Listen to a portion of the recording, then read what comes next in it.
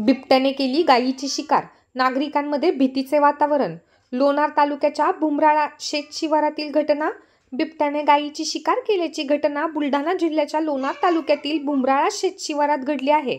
One विभागाने घटनास्थळाचा पंचनामा करून अहवाल पाठवला आहे, तर सध्या कापूस वेचणी, मका काढणी त्याचबरोबर रब्बी हरभरा पेरणी अशी विविध शेतीची कामे सुरू आहेत।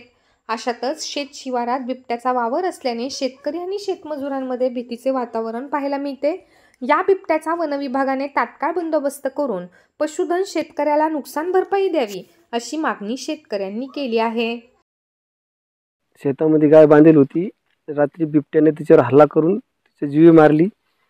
तिच्यामुळे वन विभागाला कळून त्यांनी चौकशी केली, पण आजूबाजूला ते असण्याचा अशी असल्यामुळे वन विभागाने यांनी पिंजऱ्याची याची त्याची व्यवस्था करावी, कारण की शेतामध्ये कुटुंब सहपरिवार सगळं राहतो मी, माझ्या जीवाला भेव आहे।